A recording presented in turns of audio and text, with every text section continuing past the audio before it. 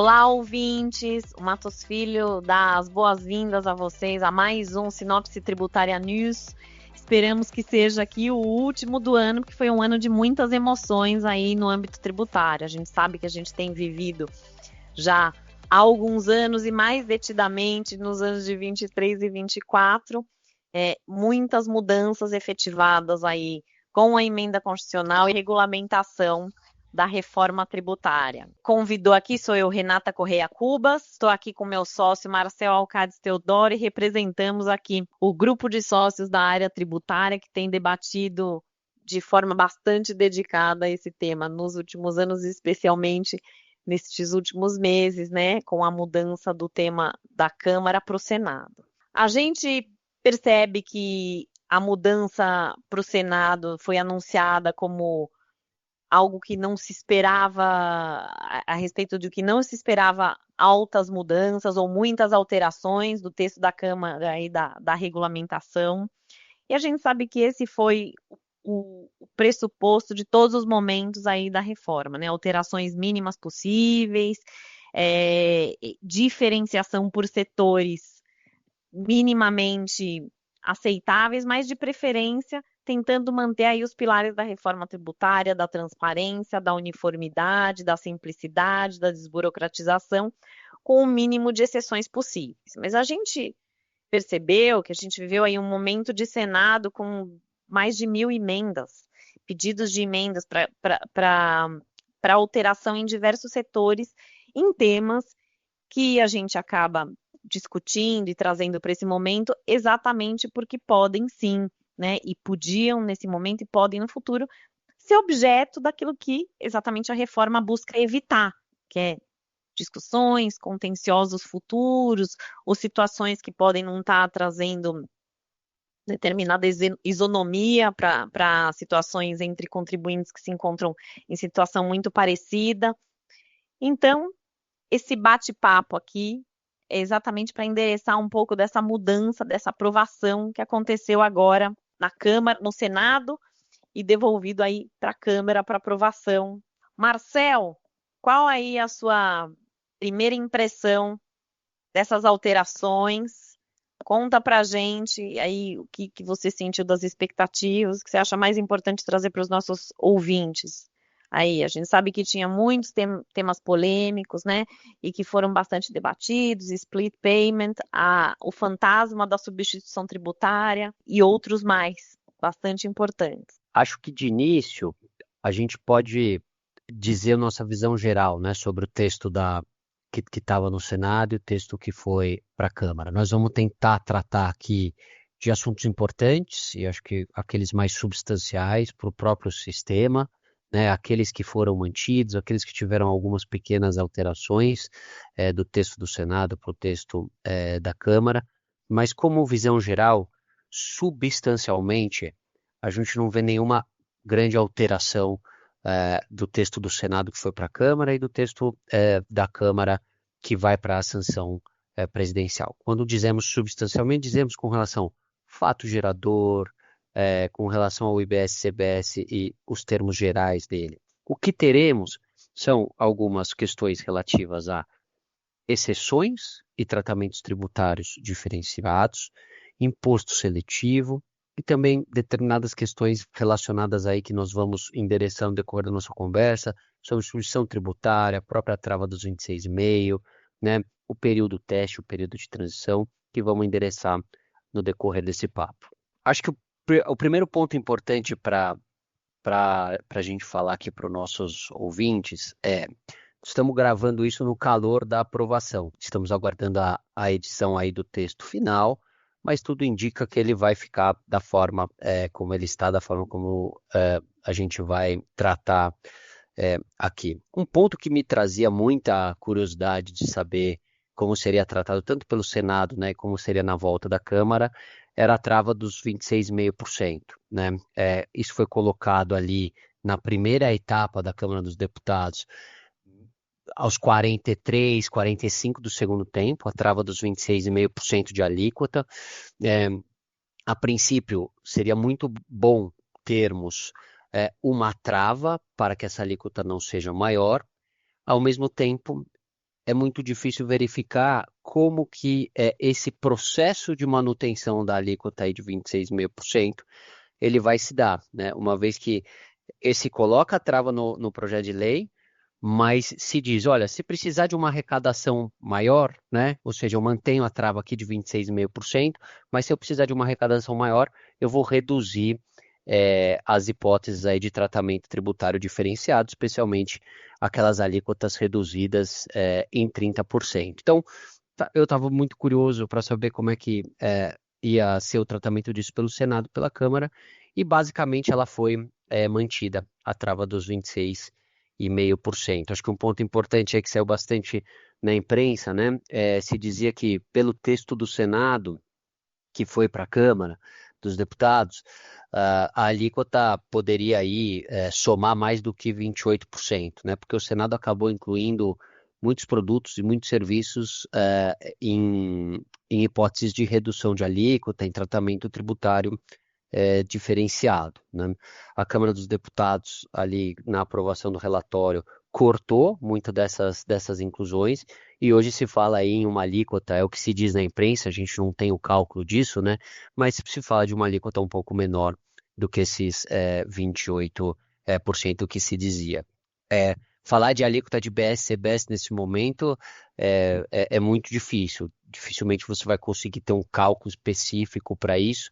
Então aqui a gente está mais narrando as discussões, principalmente porque nossos ouvintes também devem escutar isso aí na imprensa. Então achei importante a gente tratar desse tema, tá? Super importante, né, Marcel? E especialmente porque a gente sabe que esse foi o fantasma das discussões nos últimos anos.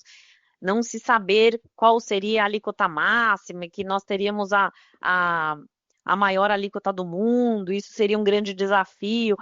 E dentre os fantasmas, a gente viu também a substituição tributária, né? Porque num sistema que se vendeu, né, e que se colocou, e cujo objetivo era exatamente simplificar, desburocratizar, uniformizar hipótese aí de incidência para a IBS, para a CBS, deixar tudo muito destacado ali no seletivo, alguns fantasmas, como a alíquota, que aí continua da mesma forma, né? E a gente ainda tem alguns pontos a responder que a gente vai viver aí nos próximos anos, quando a gente realmente tiver um conhecimento real da base, né?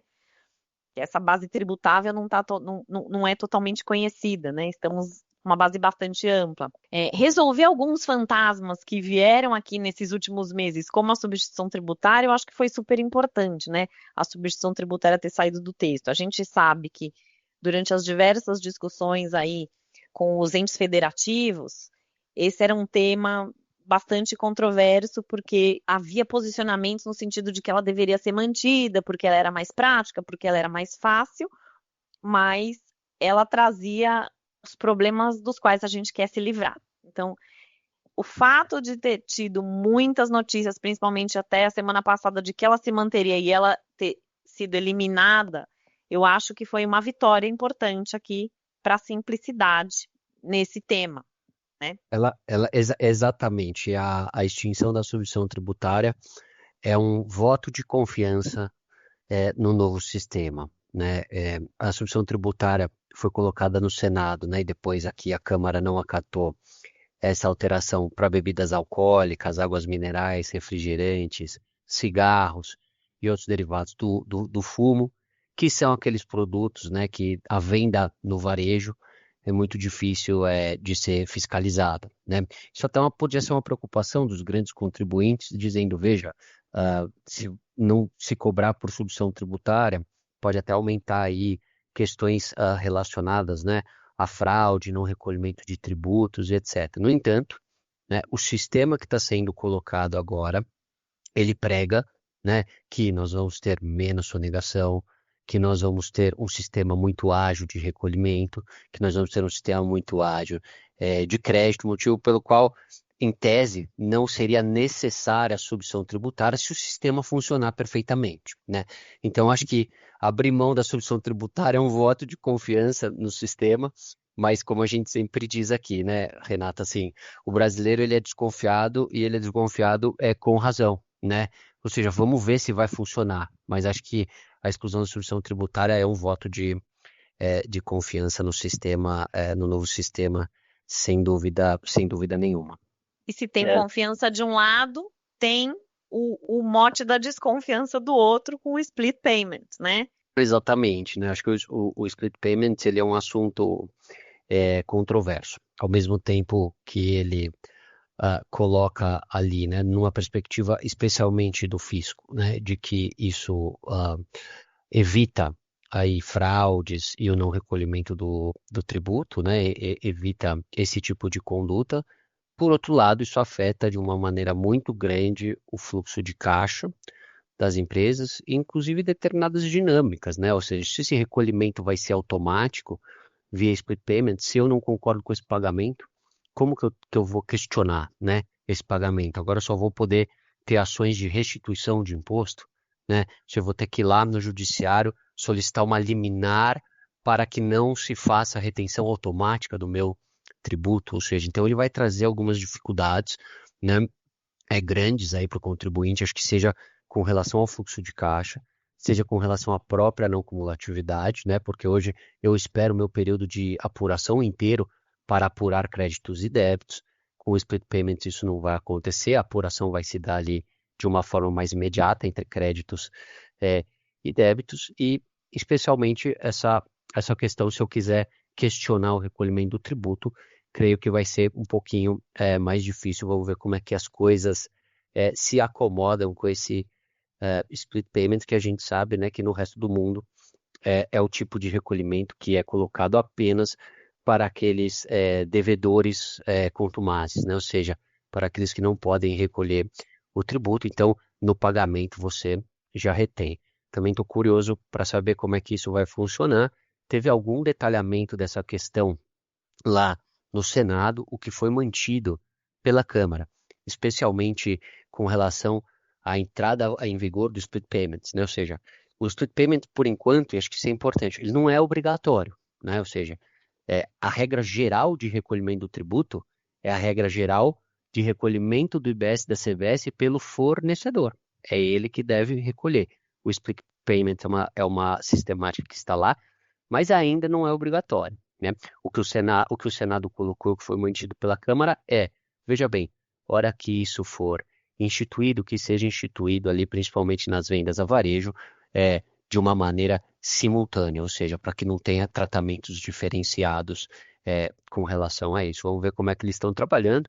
O governo, né, diz que tem uma tecnologia super suficiente para que possa implementar esse sistema, né? Então, acho que esse também é um ponto muito importante, uma pequena alteração no Senado e a manutenção ali na Câmara. Eu acho, Renata, que teve uma outra questão aqui que achei super importante, e aí a gente pode falar um pouquinho também do prazo de transição, né, que é algo que preocupa bastante as empresas, né? Então, a gente tinha lá uma previsão que em 2026 a gente teria o recolhimento da alíquota teste, né? Essa alíquota teste seria 0,9% da CBS, 0,1% do IBS, e esse tributo seria compensado né, com os tributos antigos, né? Ou seja, então você não teria um aumento de cargo, você teria simplesmente um recolhimento disso para que você pudesse testar o sistema. E acho que houve uma alteração no Senado importante que foi mantido pela Câmara, que é, olha, se o contribuinte cumprir com as obrigações acessórias relacionadas ao IBS e à CBS lá em 2026, ele não vai precisar recolher esse tributo. Eu acho que é uma alteração aqui singela, né? Ou seja, de não recolhimento desse tributo, que depois seria compensado, mas eu acho que ela nos diz também mais do que isso, né?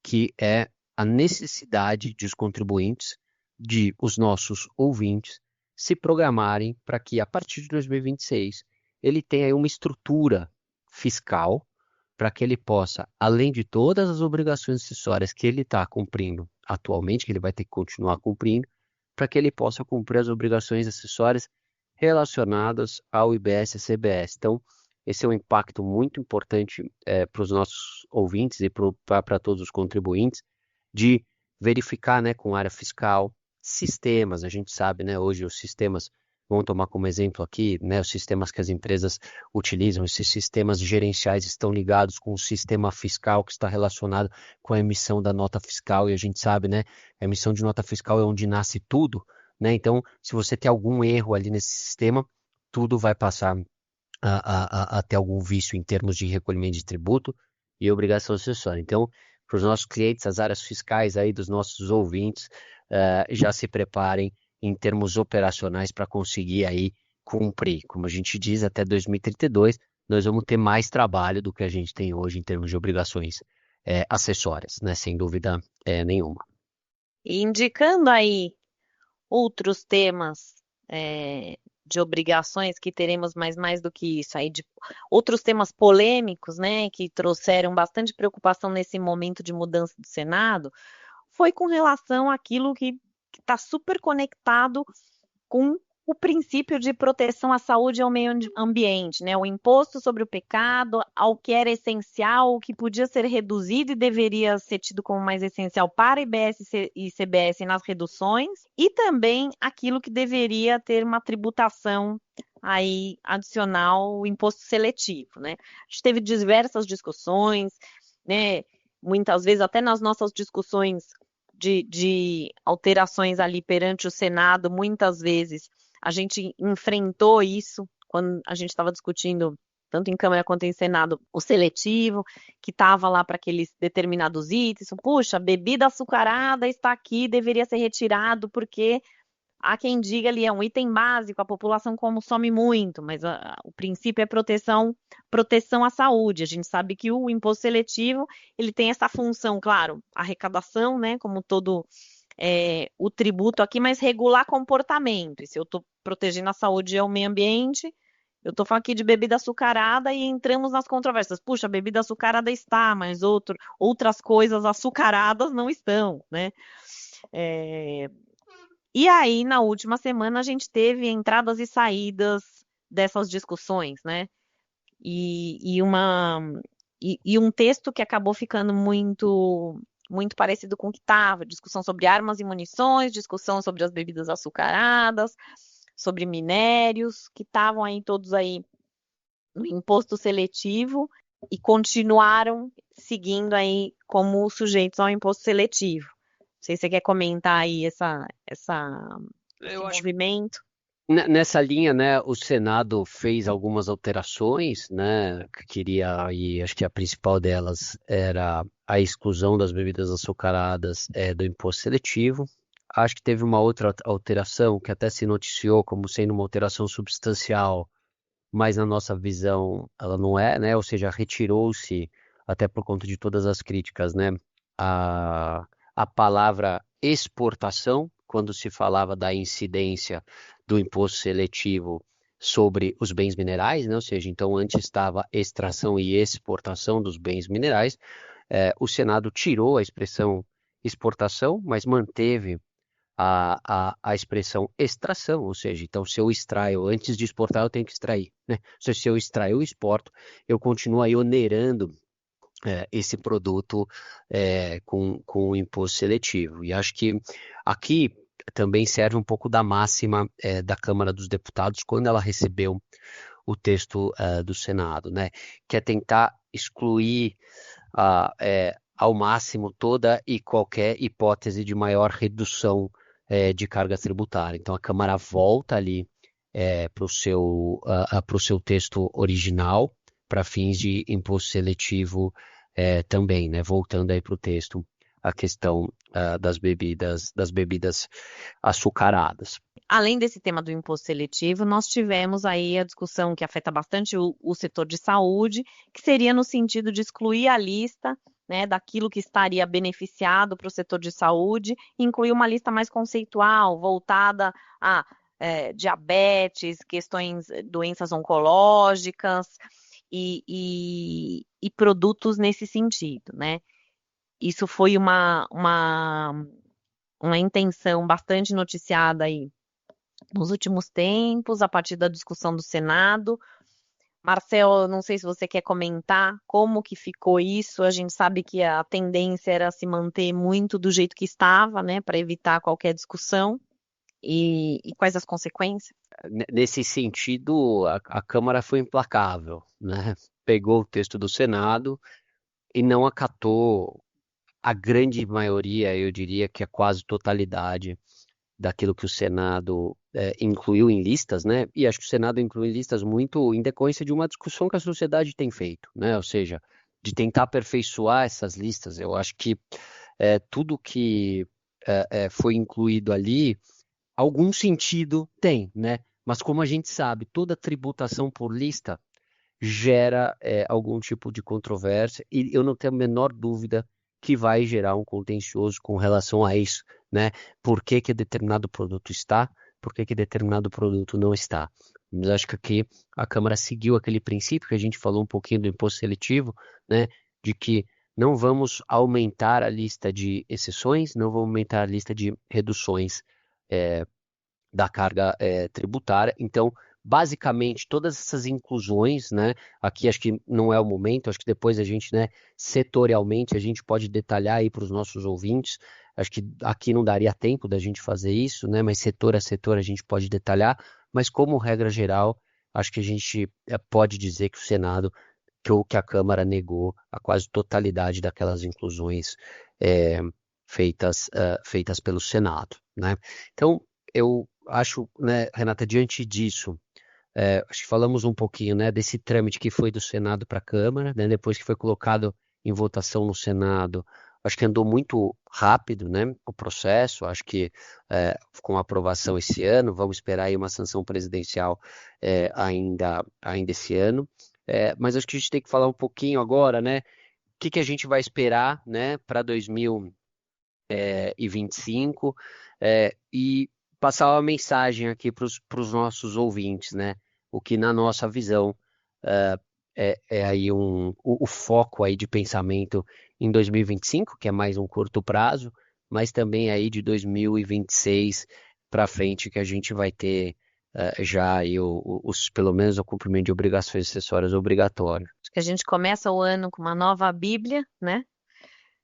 Que é essa regulamentação que vem sendo aí digerida, bastante digerida para a gente durante esse ano, com muitos desafios e análises específicas setoriais, né? A gente tem vivido isso, a gente sabe que as empresas estão se reorganizando em função da reforma tributária.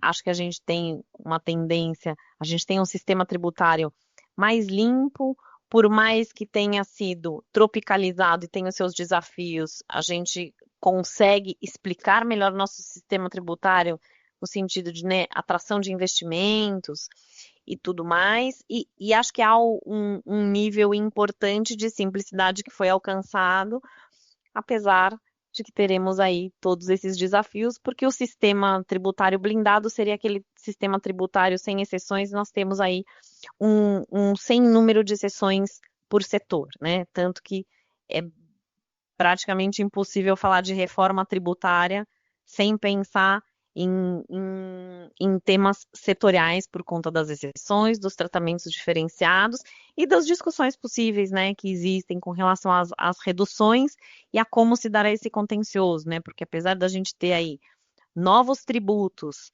com mais uniformidade em termos aí dos fatos a serem tributáveis, a gente ainda tem discussões, ainda tem necessidade de uniformização, inclusive do próprio julgamento desses tributos no futuro e de como isso vai se dar após momentos testes. Acho que já avançamos bastante, avançamos como nunca avançamos antes como sistema, como ordenamento, mas temos aí o desafio que eu acho que é o maior de todos nesta reforma, e a gente começa, que é a mudança da relação fisco-contribuinte, né?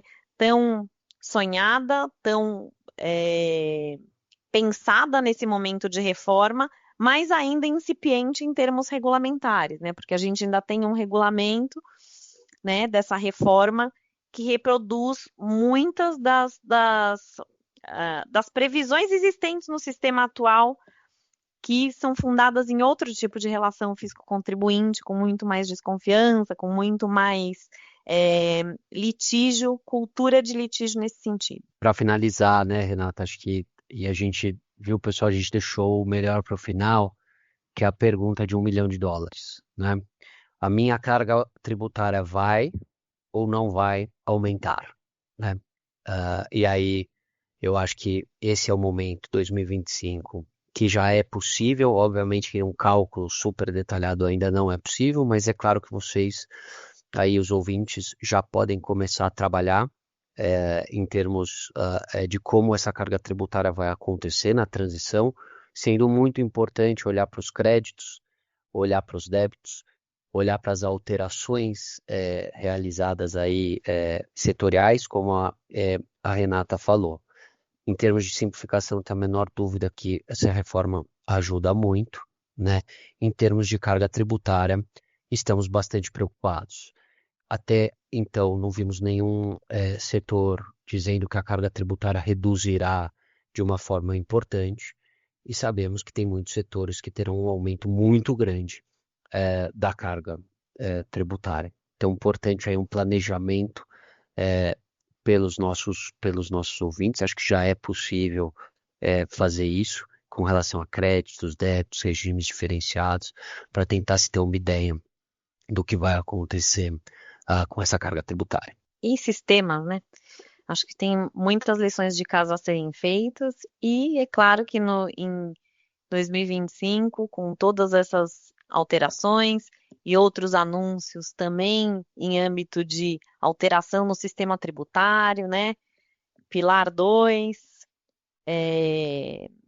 alterações da reforma da renda que vieram anunciadas, mas que ainda não totalmente aqui concretizadas. Nós teremos um ano aí com bastante, um sinopse tributária news bastante rico.